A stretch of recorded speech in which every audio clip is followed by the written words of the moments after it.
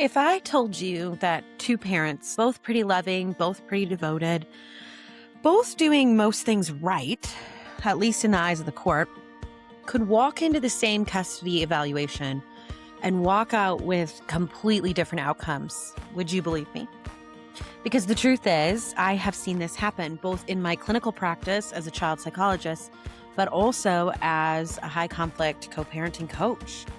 Today, we're going to dive deep on why this happens and what you can do about it. Welcome to this week's episode of Kids First Co-Parenting. I'm Dr. Carolyn Royster, a child psychologist, coach, and a mom. Here we talk boundaries, regulation, and how to raise a great kid, even if your ex is beyond difficult. We blend science with real life, and as always, keep the focus where it matters, on raising great kids. This is Kids First Co-Parenting. Before we dive in, I do want to just talk for a moment about language and what it is that we're doing and what it is that we're not. Here in Colorado, which is where I live and work most of the time, we call them PREs, or parental responsibility evaluations, depending who you're asking. CFIs, which are child family investigators. Other states call them child custody evaluations. They're all slightly different, and we will do an episode at some point on how they're different at a later point. But right now, we're talking about what it is that evaluators are really trained to look for and why most parents don't really understand that or know about it until it's not useful for them anymore. I also just want to say, in no universe am I trying to get you to trick anybody or manipulate the system or anything like that. What I am trying to do, though, is help you present what you feel like is important in a way that you can feel good about. This is a question I get asked a lot, and so thought it might be helpful. We also have a way to really support you with this launching this summer, and so there's a lot of things to think about here, folks. All right, so who are these people? Who are custody evaluators? What is their job? What are they supposed to be doing? These individuals can be mental health trained folks or legal trained folks, sometimes both. There are folks in our community that are psychologists and attorneys. There's people that are LPCs, which are counselors and attorneys. Those are kind of rare. However, they do exist. And so it is not a mutually exclusive, like you need to be one or the other. Basically, what this is and what it should be is someone who has extra training, extra expertise in how to determine and look at child custody issues. They're basically making recommendations about decision making and rights, as well as physical placement of the child in some situations. They are not designed to be advocates. They are not designed to be therapists for anyone. They are a neutral fact finder. And their job is to make recommendations about what is in the best interest of the child to the court, not to you, not to whoever's paying them, not to, whoever they like the most. They are supposed to be very, very neutral people who are informing the court. It's basically the court saying, look, we have a really complicated issue here. I'm hearing a lot of things on both sides. I don't know who to believe. Who's telling me the truth here about what, right? He says this about her. She says this about him. I don't think I, as a judge, can make this decision with such limited information. I need to find somebody that can figure this out and do a deep dive. I would stop short of saying they want to figure it out for the judge, because that's not what they're doing either. They're helping get a more succinct and streamlined version of all of the information for the judge to use to then make their decision. I said they need to have training, or they should have training, because ideally they do, right? Sometimes you get folks that have been doing this 20 years, have seen everything under the sun, really know what's up and really know their stuff. So you could see another person who's been doing it for 20 years who is antiquated in their views and doesn't understand what they're seeing and kind of is stuck in their ways and doesn't really see the new nuances of a case. It's not necessarily about length of time doing it. It's about, have they done extra training to really understand complicated dynamics in family systems? And have they done training on how to do these evaluations and do them well? Okay. It's another very crucial piece to keep in mind here is that it is a time limited task. It's a window in time. Whenever I'm doing a psych eval in my role as a psychologist, I tell parents this is a window in time. It is a brief moment. It's how they looked on Tuesday morning, 1-to-1 with me. And yeah, I can make a lot of generalizations about how they look Tuesday morning and how that might show up in their day-to-day life.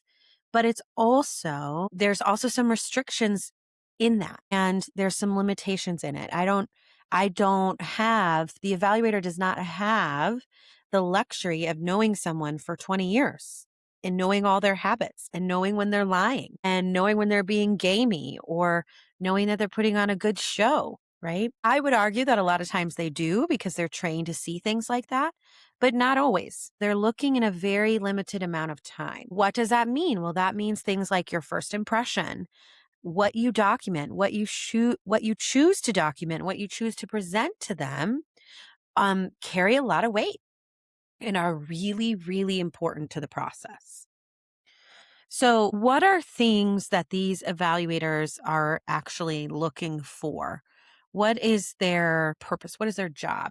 Okay. I want to break this down into 4 areas that they're looking at a lot of things, depending on if they're doing a brief evaluation or a full, very in-depth evaluation.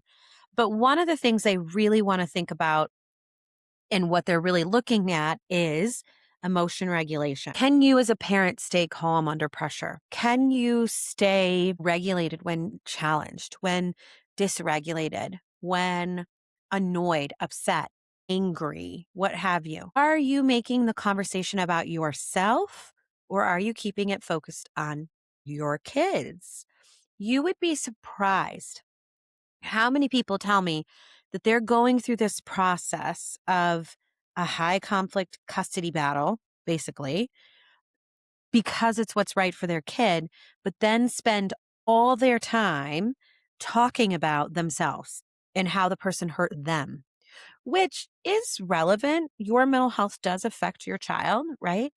But it's a custody evaluation, y'all. So they are looking for, how do you keep your kids the focus of this rather than turning the focus onto you and how you've been victimized and how angry you are at so and so. It's not really about that. It's more about, how do you keep your kid okay through all of this? And can you do that? This is what I do, right? I help people stay focused on their kids when it's really freaking hard to stay focused on your kid.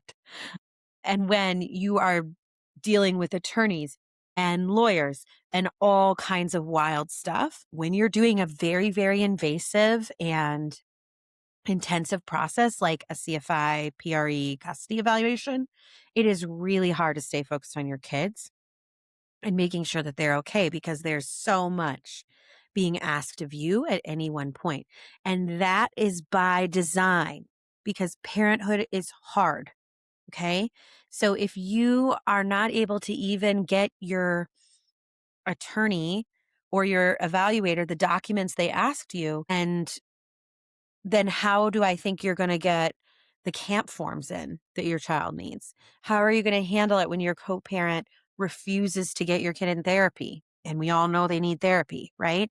So it's a little bit of the process mimicking the real world in some ways. And that's very interesting to your evaluator. Number 2 is thinking, how well and in what ways do you keep the evaluation really focused on your child? So this flows out of emotion regulation. Does every answer come back to your kid's needs, or does it shift over to and then they did this, and then they did this, and it's so annoying, and I can't believe they do that?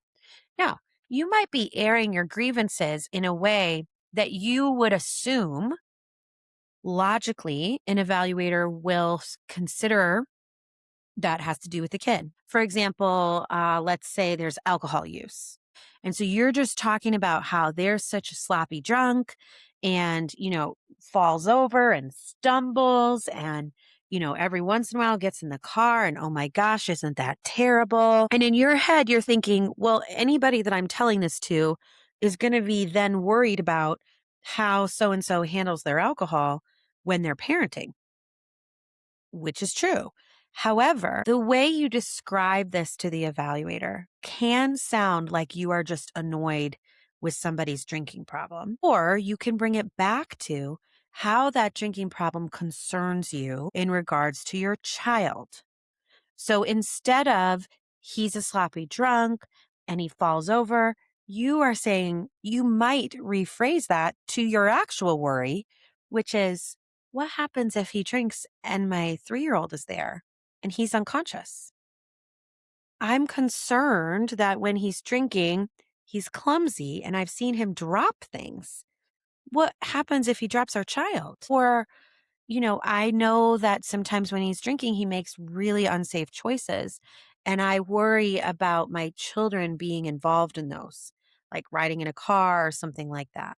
It's not a judgment on his drinking, it's a judgment on their drinking as it relates to their ability to parent. Communication patterns. Evaluators are very interested in what communication looks like between the two of you. Evidence and data that you can present of problematic communication is helpful so they can start to see the pattern as well as how you tend to communicate. What's your pattern? What's your style? Messages from your app, emails, texts, portal messages, they can all show the pattern. Are your co-parents' messages really professional and child focused and calm? And are you using methods like the Biff method and Gray Rock and all of this stuff? Or are you swearing? Are you using incorrect punctuation? Are you um, are you reactive? Are you responding really, really quickly? And then later you're sending a more calm message. Like, how are you? How are you interacting with your co-parent is really the question here. And you can bet that they're looking at patterns. Now, sometimes parents will ask me, okay, I get this and I'm with you. And I did lose my cool a little bit. And I sent a message that was pretty reactive or pretty mean or whatever it might be. And I really wish I hadn't done it, but I did. It's out there. I'm sure it's going to be used against me. If it's not a pattern, if it's not something that you've been doing over and over, which I hope it's not, I think it's best to really just address it. Just say outright to somebody, to your attorney, to whoever. This is even outside of the custody evaluation process, even with your co parent. You might go as far as to them say, look, that message was really out of line. I apologize. I'm going to try to do better. An evaluator may ask you about it. They may say, like, look at this message that you sent on, March 3rd. And what do you think about that? I think what you want to avoid is getting really defensive and being like, well, you have no idea what I went through that day. And if you knew what he was doing or what she was doing, you wouldn't be asking me this question.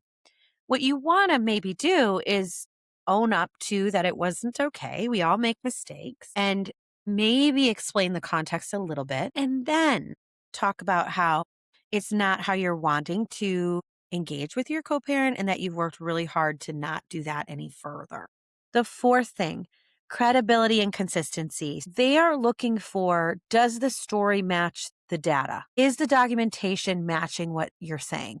If you're saying this person is so mean to me on messages and so rude and so condescending, and then your evaluator reads the messages and sees nothing but kindness or just being professional, that is not going to hold up very well. If your messages are all beautifully written and then when they meet you in person, you are just so upset and mean and nasty about your co-parent, that's also not going to look great. It's a little bit about how do things match. If you're saying I've done a lot of work and a lot of healing and you've never been in therapy or you started therapy just when your evaluation started, that tells an evaluator something. I'm just trying to kind of orient you to like how and in what sorts of things folks are looking for.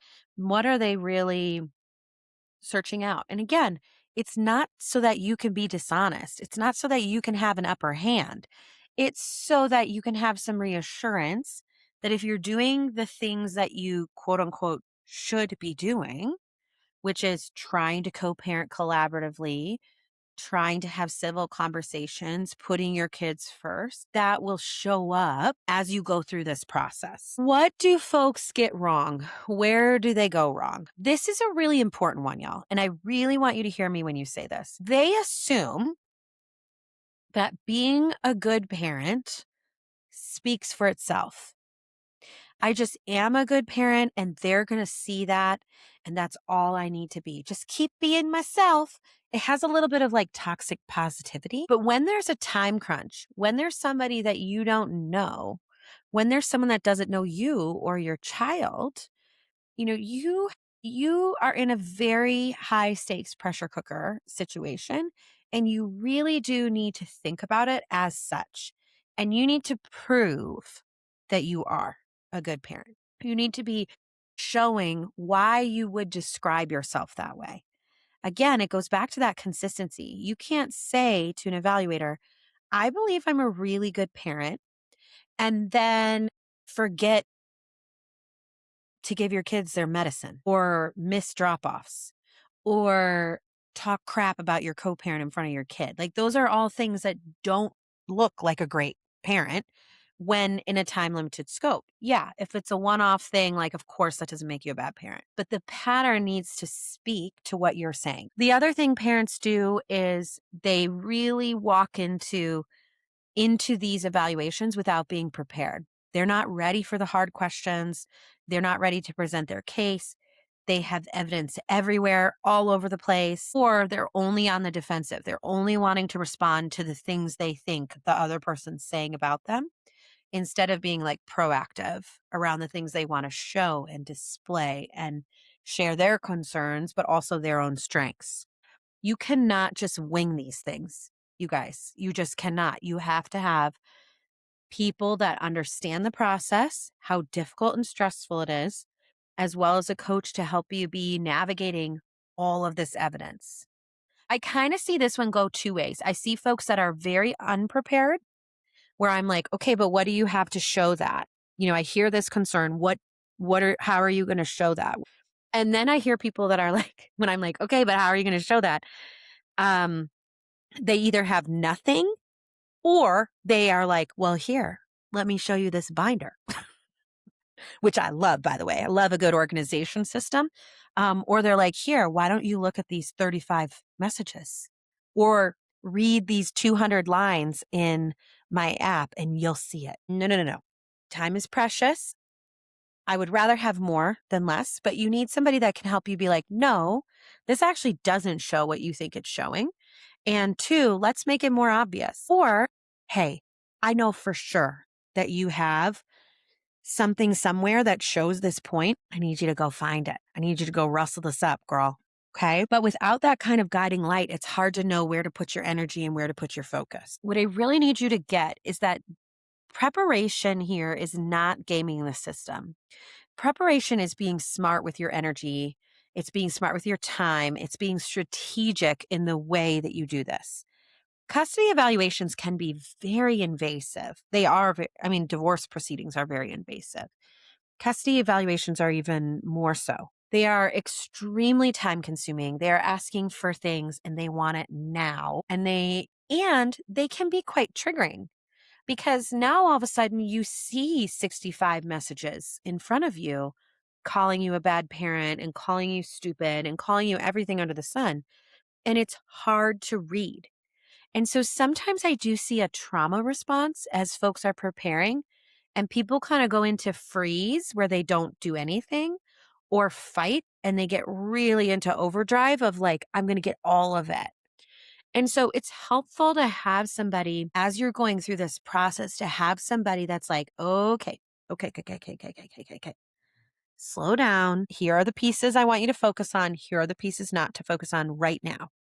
Let's get through this part, then get through this. Let's look at it together. Let's think about what you're afraid of being asked about or what you're afraid of happening and how are you going to talk about that in a way that makes sense. Here's something maybe you don't need to bring this up with the custody evaluator. It's very important.